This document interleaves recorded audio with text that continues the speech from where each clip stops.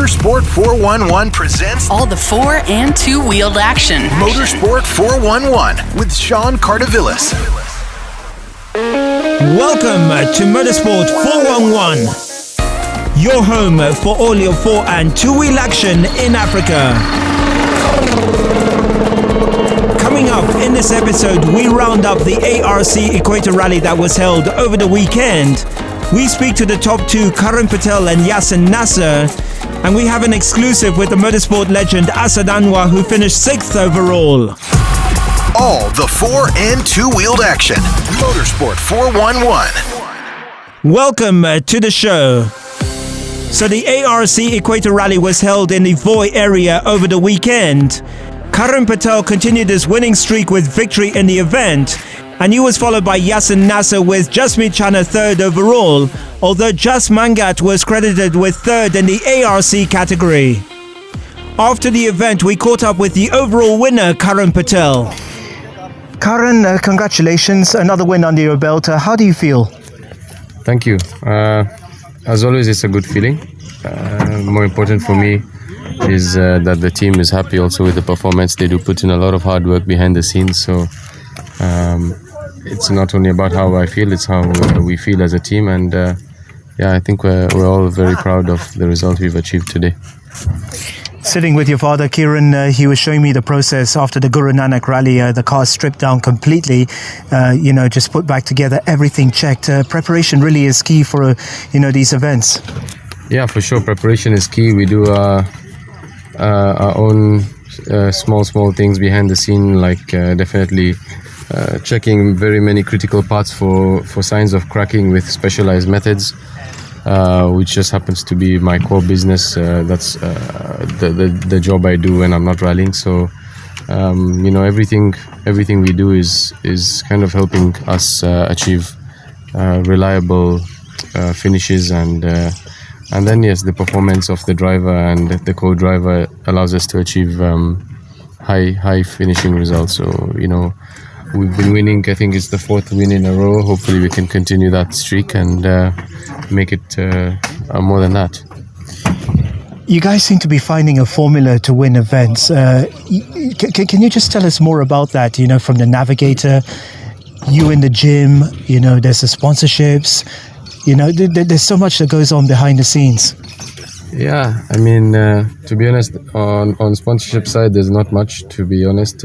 We are trying to secure some, which is why we're not doing KNRC events. So, if you could get more sponsors, fine. The only sponsor we have is me being a Red Bull athlete, which does come with a few perks, but it doesn't really suffice when it comes to allowing us to maintain entering all possible rallies we could. So that's why we have to choose and pick which ones to choose. But yeah, the team definitely works very hard behind the scenes to ensure that we have a reliable car, and I ensure that I have a reliable physical and mental state during events, consistent and high performing, and I think my co-driver does the same in his own time when he's not rallying with me. So we all are very professional when we come to rallies, and even when we're out of rallies, we have a very professional life, and I think it's important. Your navigator, of course, being Tausif Khan. Now, Yasin Nasser finished 2nd.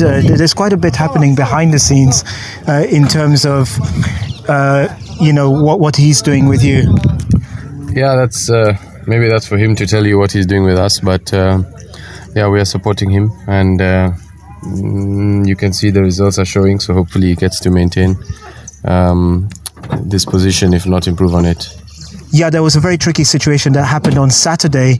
Can you just tell us more about that tree across the road? It came as a surprise to us, a very long left-handed corner, focusing on the road, and by the time we looked up, there was a huge tree in front of the road, so it does require very fast reactions to avoid hitting it, and most of the drivers did. So I guess it's part of the race. You never know. That's nature. Putting a tree across the road, something falling down, it's out of anyone's control, but we dealt with it. We just had to drive around and continue motoring. You will be using the Mitsubishi, the Evolution 10 in selected events. Can see one or two regulation changes in terms of the restrictor. Are you doing any modifications to the car in terms of being competitive in the Kenya National Rally Championship? Yeah, well, we are allowed to change some stuff to make it eligible into the B13 class. So we are considering going down that route so that still we can maybe have a chance to compete with the Rally 3 cars. But again, that needs finances that we don't have, so we wait and see. Just finally, your thoughts on the event and rallying in general at the moment?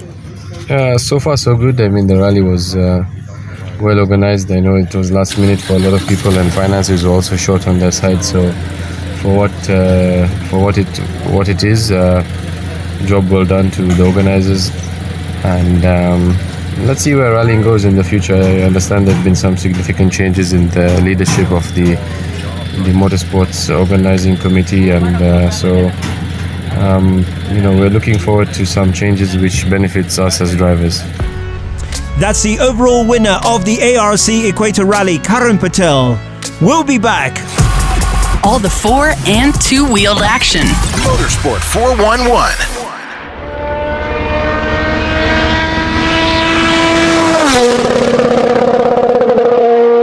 So welcome back.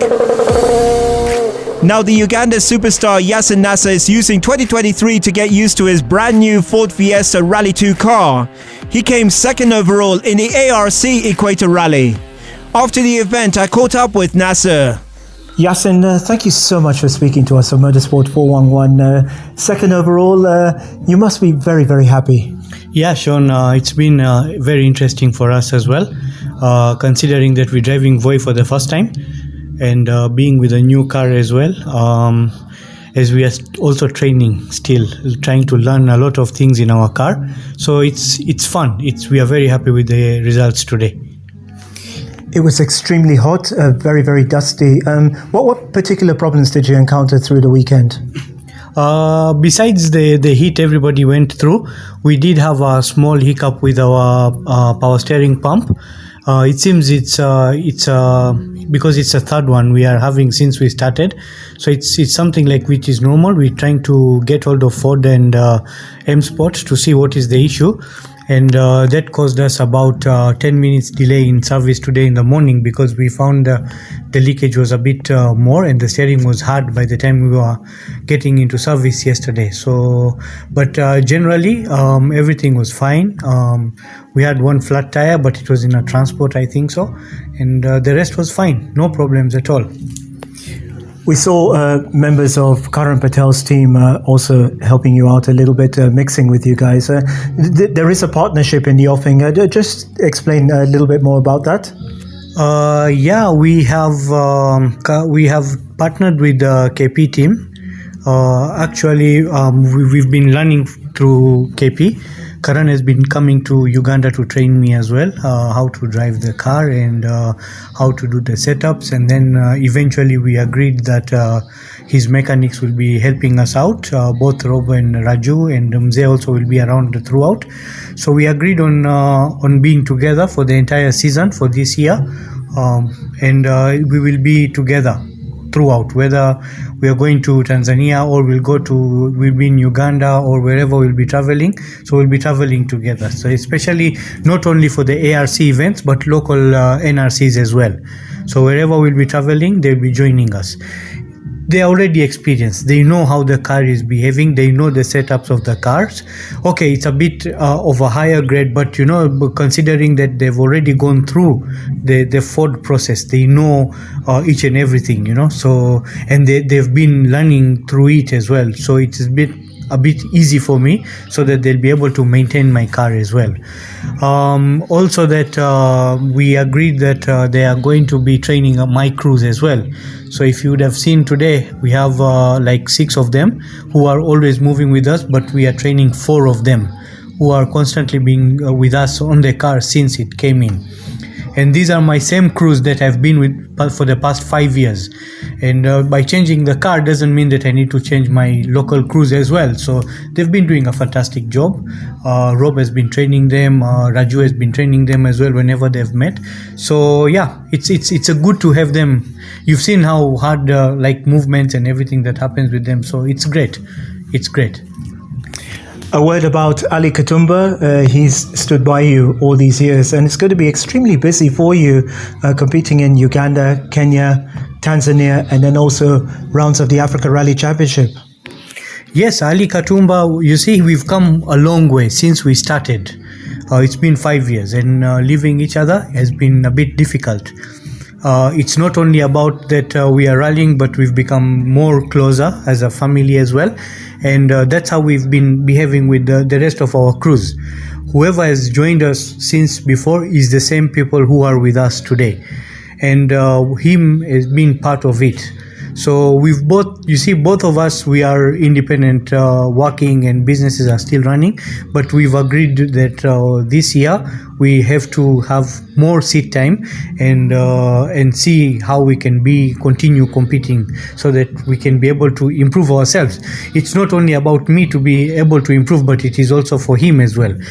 Also him, it's a ladder that he's climbing, because everything changes as well. The quicker the knots, the easier the knots, or the quicker the knots, how is he simplifying the entire the process inside the car while we are seated, you know.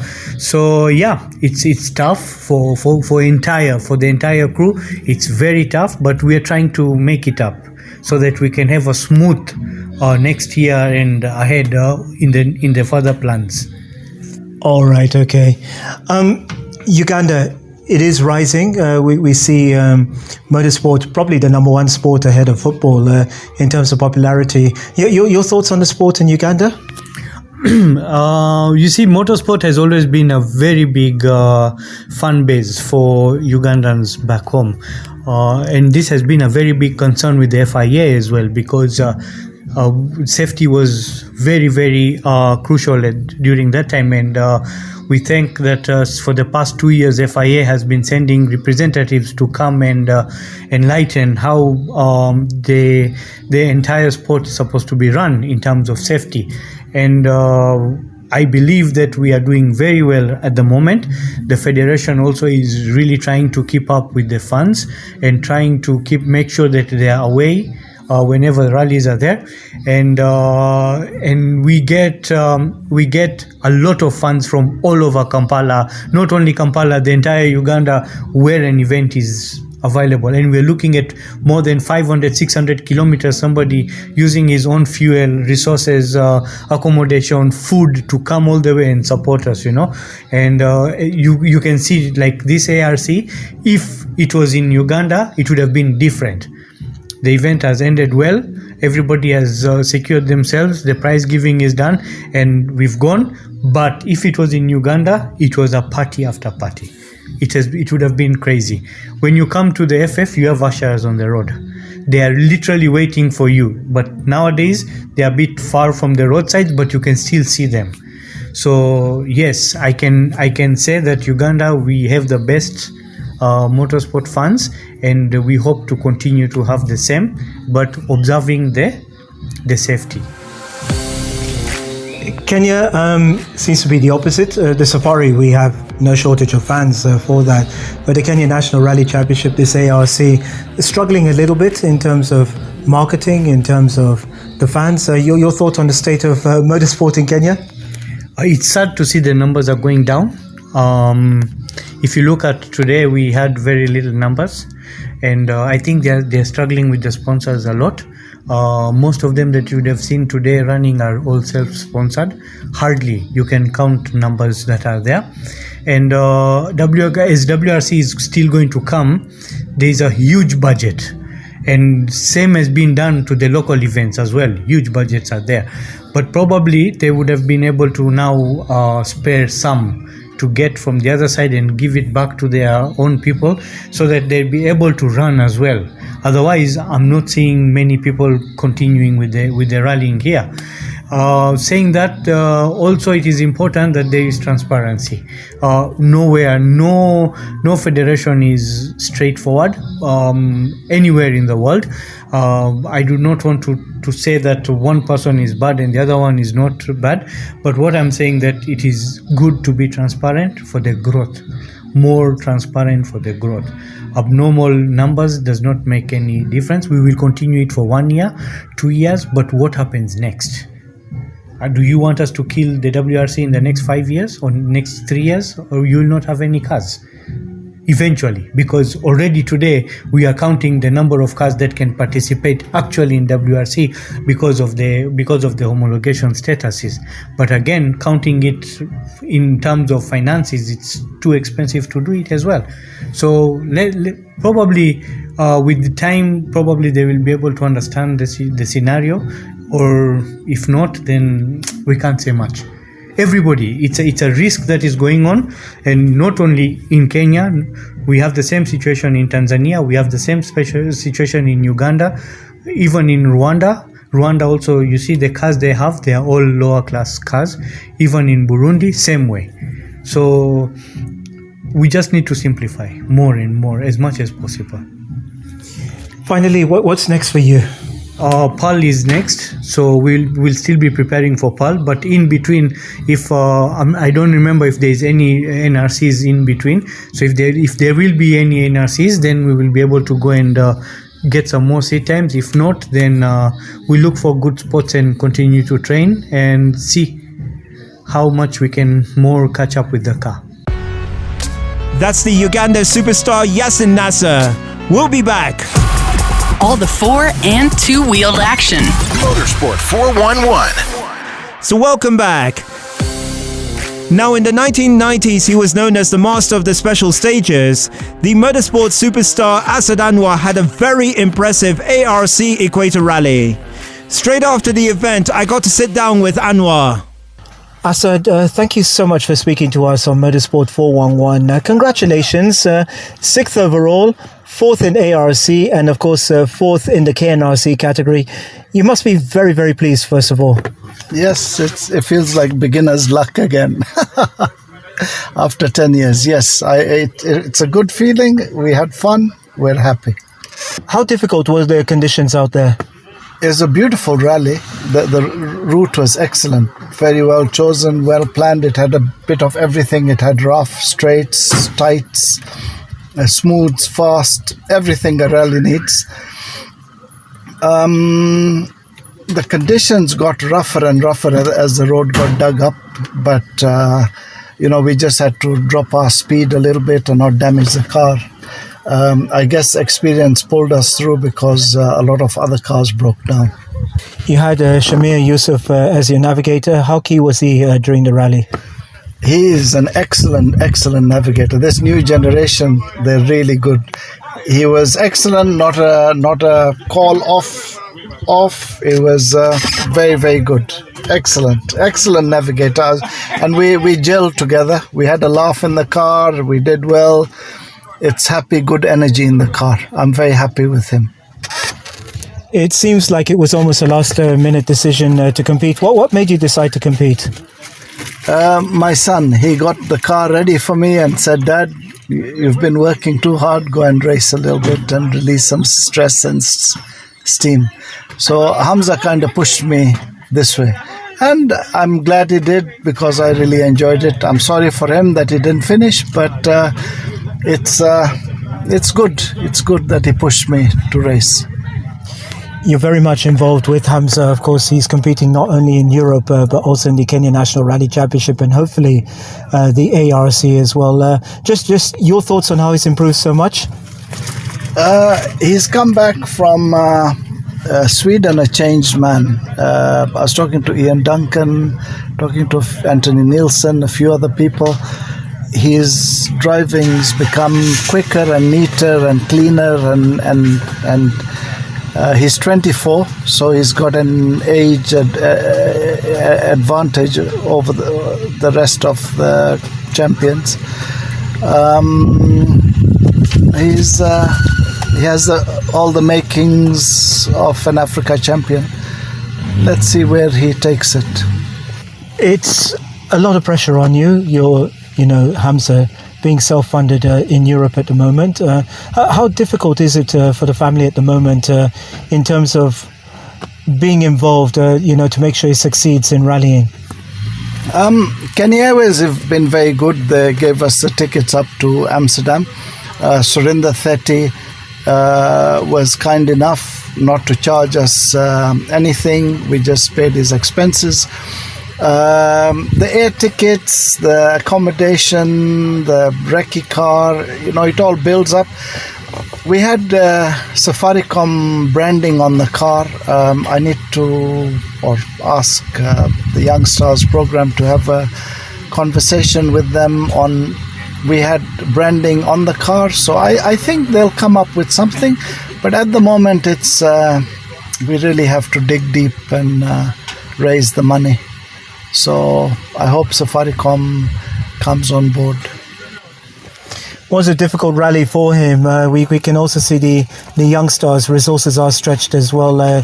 Here he got a seized engine as well. It's a bit difficult in terms of trying to see what happens with the next rally. I don't know if the Young Stars are going to do the Africa Championship. I think they're doing the Kenya National Rally Championship.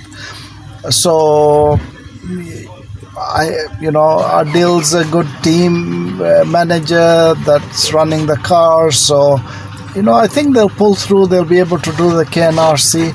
Let's see how they do. They've got Karan as a rabbit. But Karan's got an R5, a much superior car, and he's got 10 years of experience over them. So, and they're on his heels. So it's just a matter of time before McRae, Jeremy or Hamza start matching his times.